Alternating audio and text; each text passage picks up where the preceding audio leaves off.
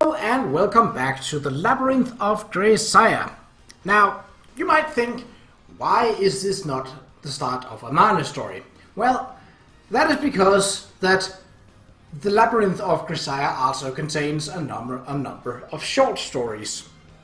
Stories that somehow or other, well, some of them fairly obvious, didn't make it into the final game, but was still made and animated as much as the game allows, of course. So, we are going to essentially slot a couple of these in between during each of the girls' route. That means that we are going to take on a couple of them right now. So, the next video we will start with Amana's route, depending on how long these are. Right, let's get started with positive thinking.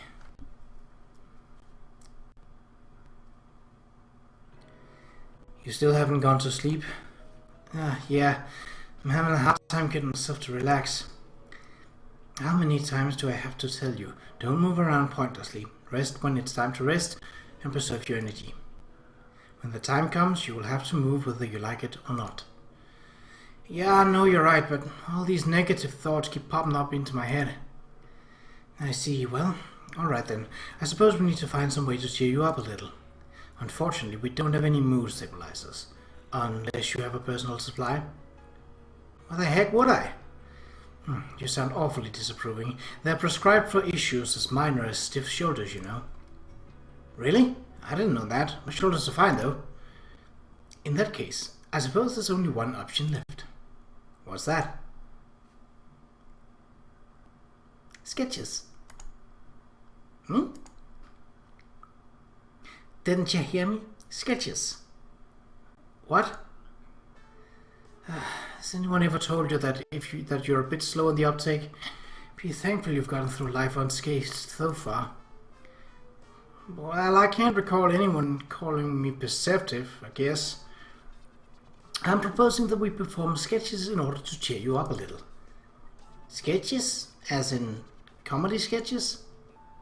Of course. I doubt a philosophical play on the virtues of positivism would do much to improve your mood. I don't really understand what you're even talking about right now, so just so you know. What? Still not on board? Alright then. Let's start off by coming up with a name for our act. Maybe that will get you a little more in the mood.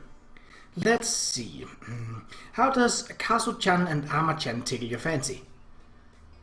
I don't really like it. I see. How about the bus wrecks then? Feels a little too soon for that one.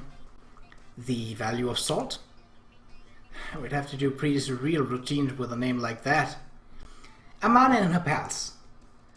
No way, that makes it sound like I'm the one who wants to do this. You're just full of complaints, aren't you?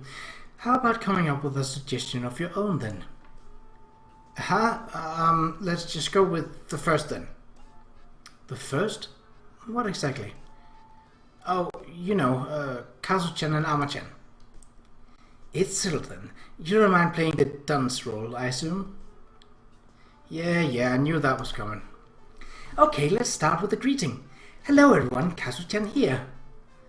I'm Ama-chan. Could you do this properly, please? Right, I'm Ama-chan. Well, that bus crash sure came out of nowhere, and in this heat too. Yep, Ark has been brutal, and it's only getting hotter. At this rate, we're in for one sweltering winter. Hey now, you really think we're going to live that long? That punch took me by surprise. I got to say in my headphones, I was like, yeah! Hold on a second. Yes? Is that really what you want to go with there? Normally wouldn't you follow up about the weather thing? Sorry, couldn't help but think about our chances of survival. Let's try working out an actual setting first, okay? That should keep things a little more on track.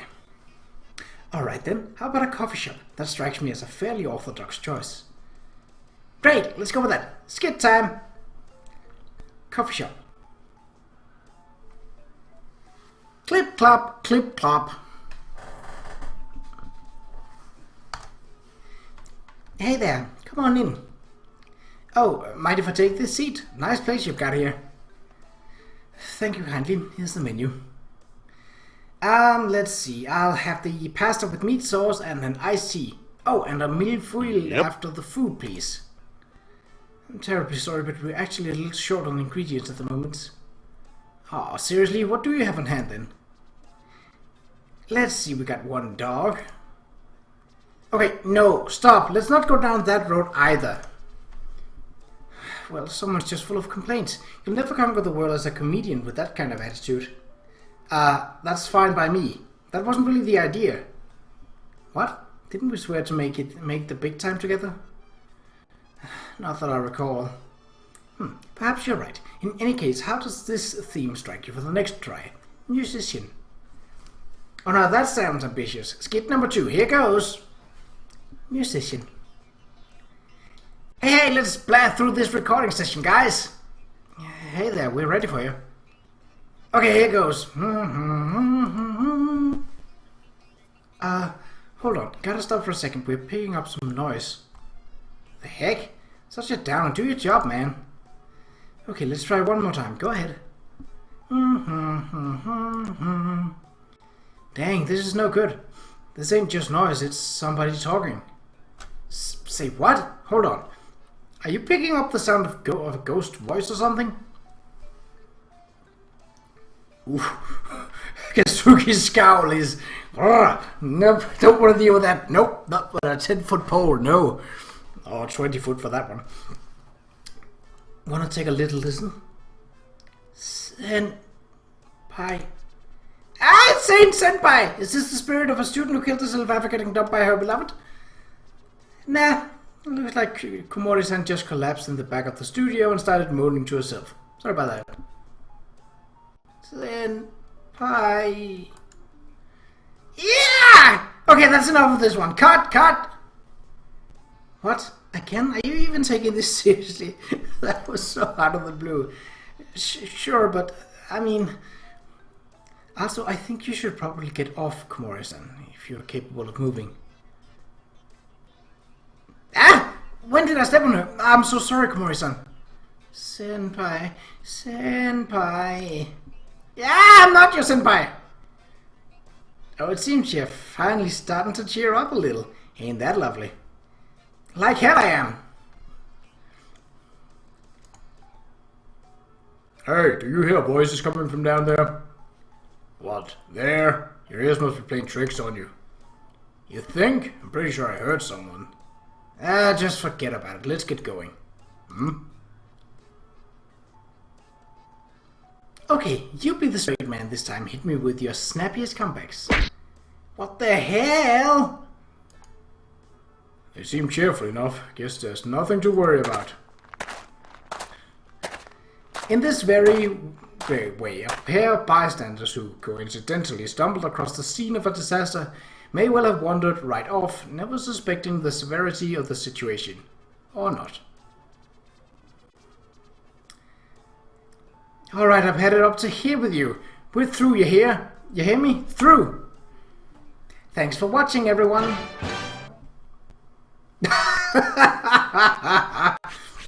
Well, that wasn't very long, so let's grab another one. Jin-kun and Sachan are next on the list. Well, definitely contain Sachi, that's for sure. Pleased to make your acquaintance, everyone. My name is Kumine Sachi. This may seem a bit abrupt, but I might inquire if you believe in fate. This is the truly remarkable story of my most improbable encounter with a certain Jin-kun. It's quite the moving tale, so please be sure to weep when appropriate. One morning, having completed my daily cleaning of the dormitory, I decided to take a well-deserved breather. After pouring some pleasantly cool rose-hip tea into a tumbler, I proceeded to mix in a shot glass of orange juice and quench my thirst. As I moved my tumbler, the ice cubes inside clinked gently against each other, a sound every bit as soothing as that of the wind chimes in the breeze. How wonderful the summer is. Such were my thoughts, as I recall. What could be finer than lounging on a tatami mat inside a mosquito net, fanning yourself slowly as a coil of insect-repellent incense smolders nearby? It might be a bit unladylike, but on such days no one blames you for tucking down your clothes slightly to fan your sweaty chest. Perhaps you might fill a large tub with ice-cold water from the well, then place a watermelon within and wait patiently for it to cool. Out in the garden, someone sprinkles water to and fro, enjoying the refreshing breeze. Could there be anything more quintessentially Japanese than this lovely scene? Things aren't quite so idyllic here at Mihammer Academy, but my opinion remains unchanged. Summer truly is the best of all seasons.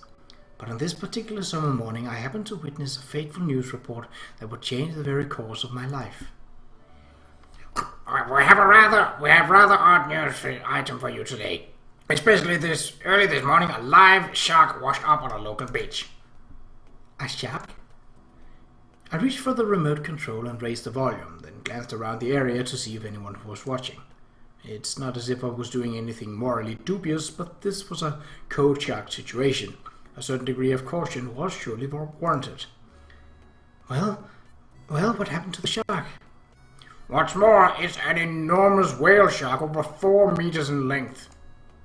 Pretty sure 4 meters isn't that much for a whale shark, actually. I believe they can go up to 22 meters or something like that. They're pretty big. My heart... Oh, let's go back. A 4-meter whale shark? My heart was throbbing with such excitement that for a time I couldn't even process the sound coming from the television set. The name of the place on the screen was familiar to me. It wasn't too far from Mishima Cape, in fact. The whale shark in question had been caught in a net and pulled back out to sea by a number of locals. But shortly thereafter it apparently beached itself a second time. Although they took it back out to sea once again, it soon returned to the shallows near the shore. The sharks didn't seem particularly dangerous, but according to the reporter, no one was entirely sure what to do with it at this point. I wonder if that whale shark came to the beach because it wants to tell us something. In that case, is there anything I can do? What's wrong, Sergeant? You look kind of down. Maki-chan. Oh, it's nothing. Never mind me. Is this about a certain shark, maybe? How did you know? Well, you kept mumbling about it for one thing. Also, I saw the report on TV. Listen up, Sergeant. I got something important to tell you. Okay, what is it?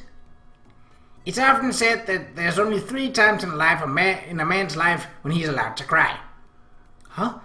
What times are those? Number 1, the first time it's okay to cry. Number 2, the second time. And number 3, the third time. Huh? Isn't there anything more specific? Nope, a man's gotta figure out that crap for himself. And that's what it means to be a man, you know? Oh, that does sound rather manly. So anywho, the way I see it, there are 3 times in a woman's life when it's okay for her to go shark crazy. Huh? What times are those? You can figure that out for yourself, dang it. What I'm trying to say is, this might just be one of those times. Huh? You really think so? You love sharks, right, Seijin? You love them passionately, right? And they just said on the news that there's a shark out there calling for help. Shouldn't you throw caution to the wind and rush right over there? You also think it's calling for help? It felt that way to me as well. Then there ain't no reason to hesitate. Go, leave the rest to me. What do you mean by the rest? Stop flapping your gums and run. Your shark's waiting for you, remember? Right. Okay then. Goodbye for now. I'll leave the rest to you. Oh, that can be. No regrets! Oh, plenty of regret, Makina. Plenty of regrets.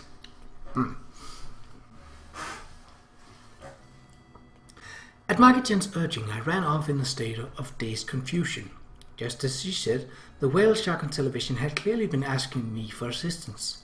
Deep down, I wanted to burst out of the dawn the instant I saw its pleading face on the screen. And yet I tried to deny my own feelings. What a spineless fool I was. What's the matter? You're in a real hurry. Kasame-san, you see, I believe that my time has come. That effect. Give it everything you've got then. Of course. Thank you very much. I just knew you'd say that, Kasami-san. Just out of curiosity, what do you think Michiru would have said in this situation? Sachi, don't run like that. It's dangerous. Ow, my crotch is so itchy. Oh, very convincing, actually. Indeed. Well then, please excuse me. I have an errand to attend to. Poor Michiru. Even when the story is not about her, she gets flack. Kasami-san never fails to amaze me. He didn't ask where I was going or why, but I do believe he saw right through me. My heart skipped a beat. With that, I ran over to the station and boarded the train to my destination.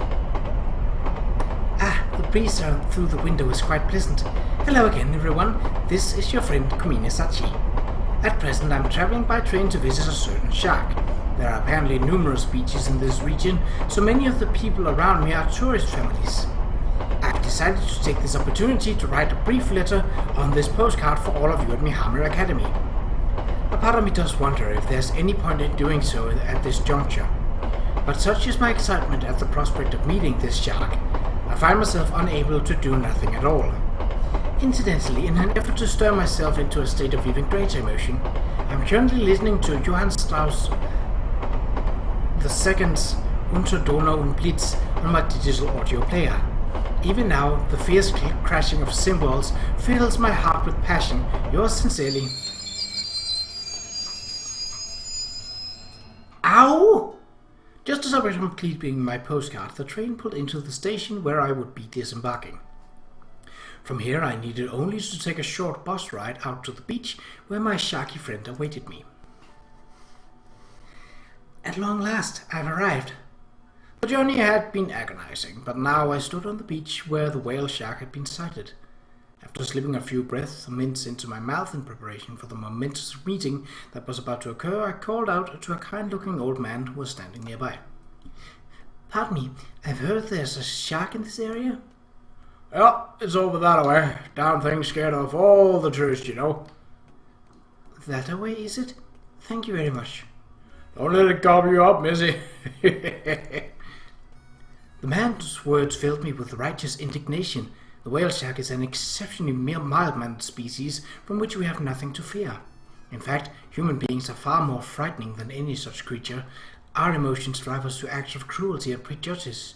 We harm each other for no reason at all. By comparison, that whale shark was a paragon of virtue. How dare this man make him out to be some kind of serial killer? Pardon me. Right, okay. Turning on my heel, I left this foolish old man behind and rushed towards my beloved shark. Wait for me, Mr. Whale Shark. I'm coming to you. And at long last, I found myself face to face with him. The whale shark was swimming slowly in the shallows. It seemed as if it was trying to convey some profound message to humanity as a whole. Oh! Look at that face! Oh! Come, there's nothing to be afraid of. You have some important message for us, correct? Don't be afraid. Don't be afraid. As I approached him, the shark slowly began to move in my direction as well. In that moment, our hearts was one. We're S and S now. Shark and Sachi. If there's something you'd like to say, please speak. I will convey your message to the foolish humans. And as I gently stroked his skin, a voice rang out within my mind. Sachan! Sachan! Huh? Who is this? Whose voice am I hearing? It's me, Jinkun the whale shark. What? It can't be. Jinkun? You can hold a conversation with me?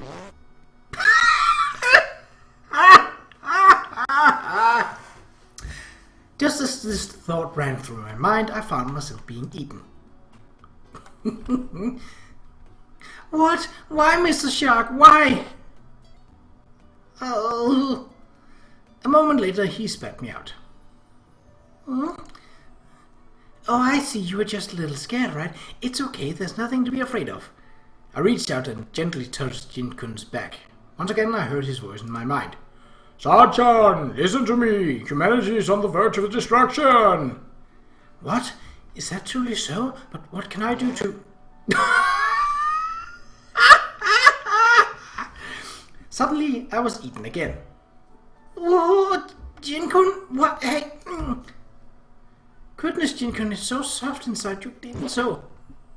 Oh. A moment later, he spat me out.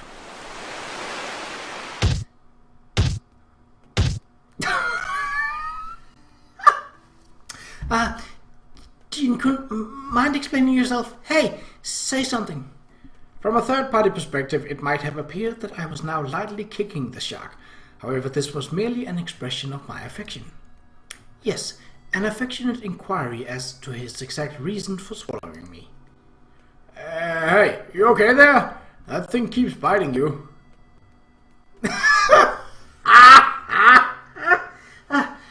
Begone, insolent yokel. Don't you dare approach Jin-kun. Look, Missy, it's already swallowed one of your legs there. You really alright? He hasn't swallowed anything. We're simply exploring our love for each other. I guess it's just a matter of time then. Want to try moving that shark someplace else or something? Stop that! Don't touch Jin-kun. He's a special shark that can understand human emotion. You have no right to... Suddenly, I was eaten again. Oh, no. Hey, Missy, seems like you got swallowed whole. Can you breathe in there? What does that matter? Come on, stick your hand out, I'll pull you free. I don't need your help. Come on now, just give me your hand already. If you'd be so kind. Heave ho! Curses. That's why I warned you about getting gobbled up, see? He was probably swallowing some smaller fish and pulled you in as well. Don't think he meant any harm. But I'm fairly sure that I really did hear Jin-kun's voice directly inside my mind, sir. That's what I'd call an overactive imagination, kiddo. You got a pretty face, but I guess you're not too bright, huh? An overactive imagination? In that case, would you mind if I tried to communicate with him one last time? Yeah, sure, whatever. If it makes you feel better. All right. Thank you very much. Brushing my soaking wet hair out of my face, I slowly approached Jin-kun. Was the voice I heard earlier truly a hallucination caused by my abnormal obsession with sharks? No, that couldn't be the case. The SNS bond was definitely real. Surely we could come to understand each other. Hey, Jin-kun, I want to... Nope. Oh, at least it wasn't head first this time. Just as this thought ran through my mind, I found myself being eaten. It's no good! What an odd local news team. A shark nearly swallowed a student. The world's a strange place these days. There sure are some real doofuses out there, huh? I'm back. Welcome home! Oh, were you out and about today? Hey, so how'd it go? How'd it go? Well, sharks are no good. It didn't work out? At the end of the day, a fish is a fish. Please excuse me. Did something involving sharks happen to Kamina-san? I don't know. I see. That night, I took a shower in my room with tears rolling down my face. I had trusted that shark, and he betrayed me. The shock and pain were unspeakable. But even so, at least I gained a bittersweet summer memory. Humans and sharks are both living things, sharing the same planet. Why should we fight each other? What is there to be gained from hatred? Perhaps we cannot communicate directly, but even so we must find a way forward together. What a pleasant breeze. So long as I live, I'll never forget the fact that Jin-kun nearly swallowed me. If nothing else, the memory of that fateful day will always shine brightly within my heart. Quite the touching tale, don't you think? This is the part where you weep. Alright, so in the next episode, we shall cover some more of these shorter stories. And why not just take them from the top and go from there? But until then, take care.